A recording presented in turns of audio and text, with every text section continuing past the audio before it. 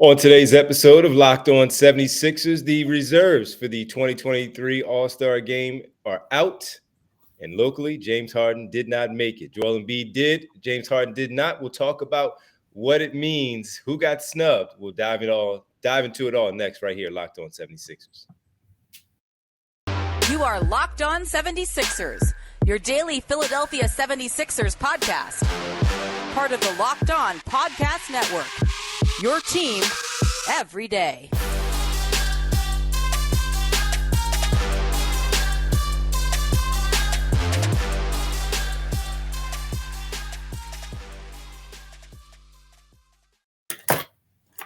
Today's episode is brought to you by LinkedIn. LinkedIn Jobs helps you find the qualified candidates you want to talk to faster. Post your job for free at linkedin.com/lockedonnba. And welcome. You are Locked On 76ers. I'm Devon Givens from 97.5 The Fanatic Radio in Philadelphia alongside my co-host Keith Pompey, Sixers beat writer for the Inquirer.com. Keith, what's happening, man? What's good, bro? What's good? Oh, nothing much, man. All-Stars, it's the weekend, and all of that. All is good, except for we got to wait like another week for the Super Bowl. But that's okay. That's okay. That's how it goes sometimes when you with that game and that extra week. But thanks, everybody, for making Locked On 76ers your first listen every day. Remember, Locked On 76ers is free and available wherever you get your podcast on all platforms, including right here on YouTube at Locked On 76ers. Well, Keith, the All-Star reserves were announced on Thursday night. And I think with mine, just doing them for the show and picking my reserves, I went 5 for 7 in the West and 5 for 7 in the East. And a few of them did not have. But just to mainly focus on the part of James Harden, who had the numbers and leading the league in assists at 11 points, 11 assists per game, has not qualified because of the amount of games played, less than 40 games. In the games that the Sixers have 50 in the books for them. He is in the 30s, and that is, of course, due to the injury that he missed with the month and a couple of days off that he took for some load management as well. He did not make it. Tyrese Halliburton made it as a guard. And you look at some of the things, DeMar DeRozan, who has an under 500 record with the Chicago Bulls, made it as a wing or whatever. What is it? Two guards, 2 backcourt players, 3 front court players, and 2 wild cards, right? Is that how it goes, Keith? Yeah, I mean, but nowadays, the way all these dudes we switching positions, like listed exactly. one way and the other one, it's just, Right, yeah. DeMar's a forward, Yeah, so he's a front court player, DeMar DeRozan, but Tyrese Halliburton, he is a guard, and the 2 other guards that they put in there as well. So, Keith, your first impression, I thought that the numbers that James Harden had this season would qualify him to make it, but the lack of games played would hurt him. And in this case, for Tyrese Halliburton, he played 40 of the 52 games that the Indiana Pacers played this season. Yeah, I agree 100%. I believe James Harden missed 16 games this season. Tyrese Halliburton missed 12. The thing is, and you're going to have certain people who are going to say, and I get it. A lot of people in Philly are saying, he was disrespected. James even acknowledged that, said that on his Instagram, that it was disrespectful. But the thing is, I feel like if James Harden would have played on New Year's Eve, if he would have played against the Sacramento Kings, those 2 games, he would have been an all-star. And the reason being is, like you said, right now we look at it, y'all, and James Harden has played in 68% of the Sixers games. James Harden is averaging unofficial NBA best 11 assists per game. Tyrese Halliburton is averaging an official 10.2 assists per game. So the reason why I'm saying unofficial is because you have to play in at least 70% of your team's games for your statistics to count. And as good as James Harden is playing, he is not amongst one of the league leaders in those statistical categories. So that's why he probably didn't make it. And then also it's kind of like, you look at a guy like Halliburton, you look at a guy like Drew Holiday, guys who've been on the floor a whole lot longer. And I think that what happened is assistant coaches or head coaches, whoever selected, they paid all that stuff into account and said, yes, James is having a phenomenal season, but how can we overlook what these other guys are doing who have made themselves available for games? Not the 14 games that he missed with the major injury, but I think those 2 games, missing those games, kind of hindered him in being an all-star, man. I really do.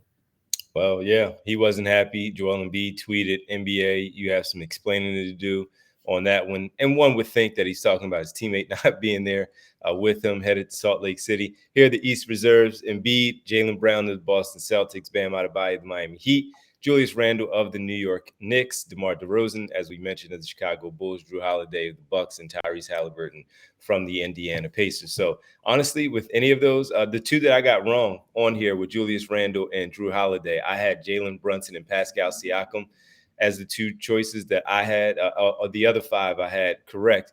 But James Harden, I never put him on just because of the games missed and the fact that if Brunson were to make it over him, games played. If Tyrese Halliburton, same thing, games played when it comes to the criteria. You may not like it as a fan of your team and as a specific player, but those are the rules. So when we break it down to make our choices, even though that they are, they're just our choices, just guessing how the coaches would vote.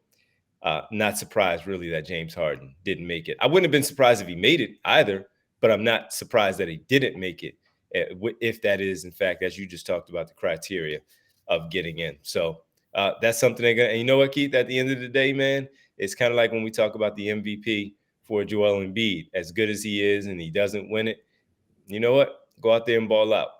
And when you talk about the disrespect, go out there and show them why you feel like you're being disrespected, and go with that. We'll talk about the West on the other side as well. Get Keith's thoughts on some of the players that he thought may have gotten in. We'll talk about the West and the ones that may have gotten in or the ones that shouldn't have gotten in, because one is on the similar trajectory as James Harden in terms of how many games he has played, but he made the All-Star team.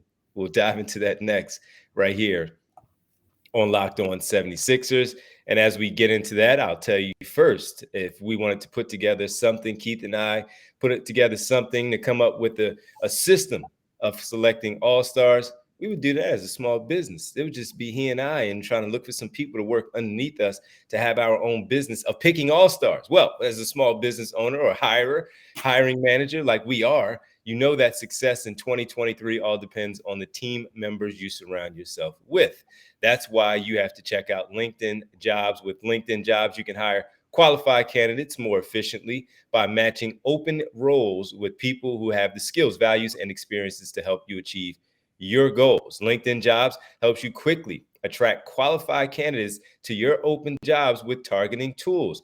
They go beyond resume data by using insights from your job post, company, and their 875 million member profiles to put your post in front of the most qualified candidates. Identify the most qualified candidates on LinkedIn Jobs and connect with them fast and for free. LinkedIn Jobs make it easy to screen and rate applicants based on your job qualifications, all on one platform. In our case, with our small business, all you have to do is watch the NBA. And if you watch the NBA and you understand professional basketball, and we need you to help us pick our 7 reserves, you're hired. It's why small businesses rate LinkedIn Jobs #1 in delivering quality hires versus leading competitors. And that's where we went. We went to LinkedIn Jobs to find these qualified candidates, these people to help us. So if you want to be like us and you have your small business, LinkedIn Jobs helps you find the qualified candidates you want to talk to faster. Post your job for free at linkedin.com/lockedonnba. That's linkedin.com/lockedonnba to post your job for free. Terms and conditions apply. Welcome back, Locked On 76ers. That's Keith Pompey. I'm Devon Givens. Thank you for making Locked On 76ers your first listen. For your next listen, check out the Locked On Now podcast. Nightly recaps of every NBA game with analysis from our local experts is free and available wherever you do get your podcast. All right, Keith, the Western Conference All-Stars goes as such. Ja Morant, Domantas Sabonis getting the call there. Shai Gilgeous-Alexander, Damian Lillard, Lauri Markkanen. Here were the 2 that I questioned. Paul George, because of the same thing with James Harden, and Jaren Jackson Jr.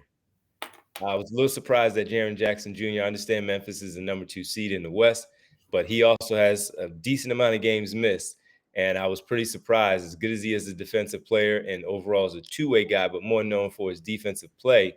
I honestly thought that my two that I missed on when it comes to those two players getting in, De'Aaron Fox and Anthony Edwards, were my other two choices to make the Western Conference All-Stars. Your thoughts? Yeah, I mean, I was a little shocked by that one too. More so than Paul George. And the reason being is because when we look at, Jaren Jackson Jr., we're talking about, he's sitting there, he's playing with a star, a guy who can arguably start in Ja Morant in the All-Star game. And I mean, I get it, but we look at his stats. I mean, he is averaging 3.3 blocks this season. That's nothing to sneeze at. But 6.5 points, 6 points. I mean, 16.5 points, 6.7 rebounds. I mean, quality numbers, good numbers. But he only played in 35 games this year, all starts, but he played in 35 games. I looked at I'm looking at Sacramento Kings, and right now I get it. They are the number 3 team. I get all that, but the emergence and the things that they're doing is Fox and Sabonis. Like Fox is the head of the snake, and then it's Sabonis. And the fact that he didn't get it, that was a little surprising. And you look at Jaren Jackson, and he's a good player, But I was just a little shocked that he got in, to be honest with you. Yep. Right there with you. As I mentioned, I thought that Anthony Edwards, who played in the teams, I believe they had 52 or 53 games. He's played in about 49, 50 games for the team, putting up big numbers. No Karl Anthony Towns, and he's still out there in the mix and doing what he's doing, Anthony Edwards. And I thought he was deserving of his first All-Star berth. And not to say that Jaren Jackson isn't good enough, because I understand when you look at a player like Andre Kirilenko in the past, who's made it because of his defensive play with the points that he's put up as well, the overall game. I just felt that, yes, they are the number 2 seed, but with someone like Anthony Edwards, his impact is felt there as well. And but look, as you said, you can't ignore the defensive numbers, leading the league in blocks with what he's been able to do defensively. That's not nothing. That is a really good skill set to have in this league, of course, and you are rewarded for that. So, but I just thought that based on the other stuff with scoring for Anthony Edwards, the fact that the number 3 seed Sacramento Kings, where we thought they would be better, but we didn't know that they would be in the number 3 spot in the West after 50 plus games heading towards the All-Star break. And Fox has a lot to do with that, along with Domantas Sabonis. So surprise there for me as well. Now, the case of Paul George and Jaren Jackson, Keith, though, as you talked about, that's where you lean the James Harden side. They're going back to the Philadelphia point, where the little games that they've played, but they make the All-Star team. Yeah, and let me just say this just to follow up for what you said about so the people don't know. Like, you look at Anthony Edwards and you think of Karl Anthony Towns, you think of centers, but these are all career highs for Anthony Edwards. Points scored, 24.9 points, right? Rebounds, 6.1, assists, 4.6, steals, 1.7, right? Blocks, 0.6, even down to 3-point percentage. Now, these are all career highs now, 37.1%. So when you look at that, and, he's been quietly having a phenomenal season. He just so happens to be in the Minnesota market. So, yes, he deserved to be an All-Star. And I just wanted to help point that out for you, for D. But you know what I mean? But these other guys, it's kind of like, yeah, you said, you go into the James Harden thing. So it's kind of like, now, again, we got Western Conference coaches and Eastern Conference coaches. So, you know what I mean? It's like different things, but it just seems like it's a little different. Like, that's what certain people who are fans of Harden are going to say, well, how come Harden didn't make it and they did? You know what I mean? So that's up to the coaches to decide. But I know my reasoning why I felt he didn't make it. But, you got Paul George, who basically, missed a lot of games as well. But who knows? Who knows how much if Ty Lue fought extremely hard for him to get on there to make it. Because you look at Paul George right now, and I think Paul George, it comes down to one of those things where he's been there before. Well, who else are we going to get? Now, he is averaging 23.1 points, right? He's having a good season, but he's only played in 38 games. He's only played in 30. Now, again, this is last year, he only played in 31. So people may look at it like he's back, he's doing this, he's doing that, but he's only played in 38%. I mean, all 38 of their games this season. Yeah. And the other part, I wanted to jump back on the Minnesota small market thing. It is a small market, but Towns has made the All-Star team multiple times as that small market player. So it's not like their eyes aren't on that small market. And Towns is out and has been out for a while. And Edwards has been able to keep, their head above water as far as the playoff positioning goes out there in the Western Conference. So those are the only ones that were a little questionable for me. Everyone else I was perfectly fine with. And they're all deserving, which is why they made it. But in terms of just talking about, as we all discuss it, and then you read on social media and people around the league or people who cover the league, well, if people complain, well, who are you going to take off? Well, I think we just made a case. If you were taking people off, this is why. So, and while they're not here to defend themselves, this is why. And that's that. So, and the other one, and we don't have to get into it too much, is the Anthony Edwards part. He's probably going to be a multi-time All-Star going forward in his career because it's going to be, he's going to be this good. You also wonder if the stuff with him in the offseason, this is, send a message right now. Got it done. We'll see you next time around, after everything that happened this offseason with his remarks in the offseason. So, all right, final segment. On the other side, as Keith and I dive into the Sixers, we talked all this All-Star stuff. The Sixers play the San Antonio Spurs tonight. No All-Stars for the Spurs. They are in rebuild mode. The Sixers start a 3-game road trip beginning with the Spurs tonight. We'll dive into that next right here, Locked On 76ers. This year, the only app you need at your Super Bowl party is FanDuel, America's #1 sports book. We're really excited about our new sports betting partner for Locked On because they're the #1 sports book in America, FanDuel. And if you're new to FanDuel, that's even better. They have so many great features that making betting on sports is fun and easy. Download the FanDuel now so you can bet Super Bowl 57 with no sweat first bet. You'll get up to $3,000 back in bonus bets if your first bet doesn't win. FanDuel's let you bet on anything from the money line to point spreads to who will score a touchdown. The FanDuel Sportsbook app is safe, secure, and easy to use. Best of all, you can get paid your winnings instantly. So join FanDuel today at FanDuel.com/lockedon to claim your no sweat first bet on Super Bowl 57. That's FanDuel.com/lockedon. Make every moment more with FanDuel, official sportsbook partner of the NFL. Welcome back to Locked On 76ers. That's Keith Pompey. I'm Devon Given. Sixers Spurs tonight, 8 o'clock in San Antonio. Spurs are 14-38. They last played on Wednesday, Keith, hosting the Sacramento Kings. The Kings defeated them 119-109 on Wednesday night. So the Spurs, as we know, rebuilding team that they are, they're just, they're a much different team than what we saw earlier in the year when they actually beat the Philadelphia 76ers. And had us going back and forth in terms of how things look for the Sixers at this moment. But when we look at this one, Keith, it's not much to it because the Spurs are the Spurs, but we're starting off a 3-game trip.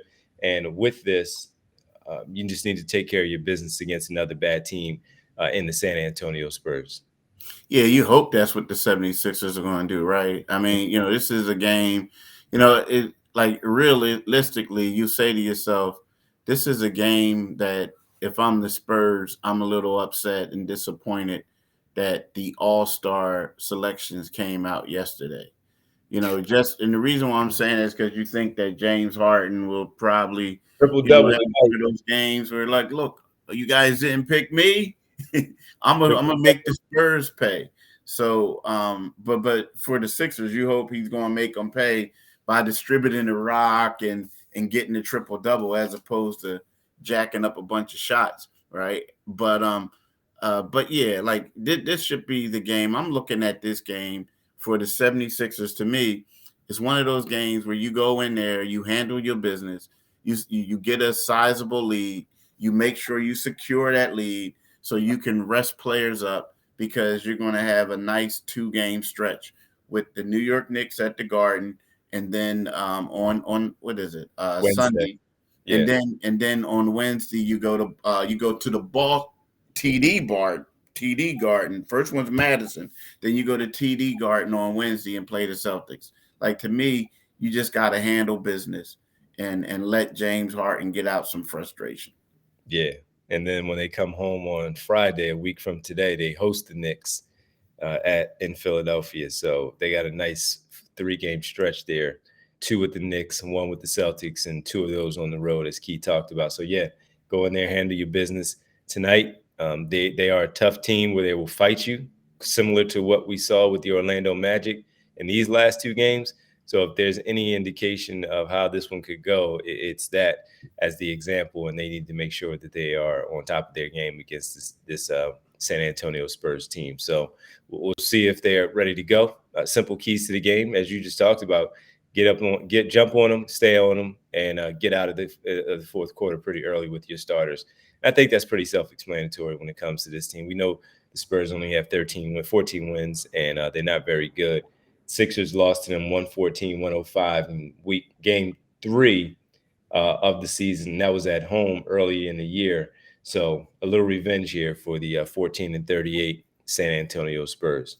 Well, that'll do it for us. We'll be back because the Sixers do play the Knicks, Keith. Any thoughts on that one? Just kind of jump ahead Sunday.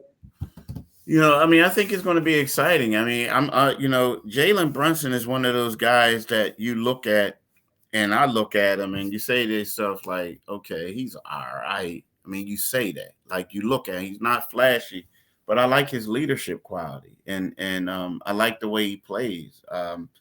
Again, not a flashy guy, but he's a winner, and so that's a guy I like to see. I also want to see how Tobias is going to go up against Julius Randle. Tobias wasn't going to be an all-star this year, but you remember 2 years ago, Tobias arguably had a better season than Randle, and Randle got the nod. So, that's to me, that's more of his barometer type thing.